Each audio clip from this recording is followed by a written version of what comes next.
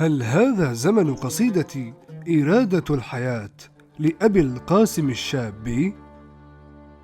أنا شاعر، والشاعر يجب أن يكون حرا كالطائر في الغاب، والزهرة في الحقل، والموجة في البحار.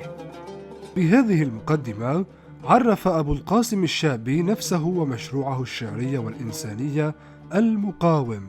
بدأ مفهوم المقاومة واضحا عند الشاب منذ انضمامه لجمعية قدماء الصادقية التحررية، داعيا للتجديد في الشعر والأدب، ثم للتحرر من الاستعمار ونيل الحرية، إذ يقول: أنا يا تونس الجميلة في لج الهوى قد سبحت أي سباحة، شرعتي حبك العميق وإني قد تذوقت مره وقراحة.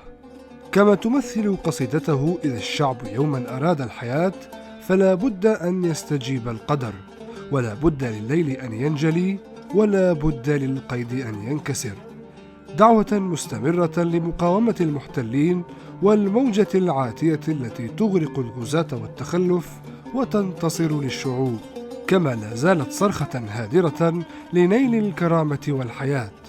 فهو من المؤمنين بأن سلطة الشاعر أقوى من سلطة الطبيعة، ولا تقل عمقا وتأثيرا وامتدادا واتساعا عن سطوة السيف وسلطته، فلطالما وقف الحرف المقاوم في وجه الظلم والاستبداد.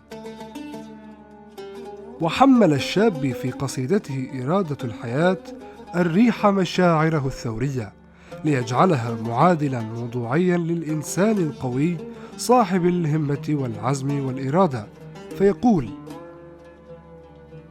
ودمدمت الريح بين الفجاج وفوق الجبال وتحت الشجر، إذا ما طمحت إلى غاية ركبت المنى ونسيت الحذر.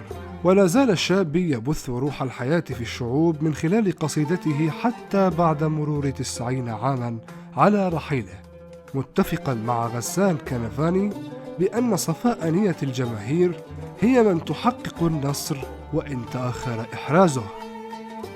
وعلى الرغم من أن الطائر التونسي الحر ترجل عن سرج الحياة مبكرا، لكنه إرث شعري وإنساني مقاوم، وشاهد على كل لسان إذا ما نطق بحرية الشعوب وإرادتها. وفي قصيدته إذا التف حول الحق قوم فإنه يصرم أحداث الزمان ويبرم، لك الويل يا صرح المظالم من غد إذا نهض المستضعفون وصمموا. آمن الشاب بيقظة الشعوب يوما ما وقدرتها على النهوض لنيل حريتها واستقلالها. فهل تتحقق نبوءة الشاب وتتخلص شعوب العالم عموما والعرب خصوصا من التبعية والعمالة، وتهتف وتقاوم من أجل نيل حريتها في ظل ما يحدث لفلسطين وأهلها من ظلم وجور؟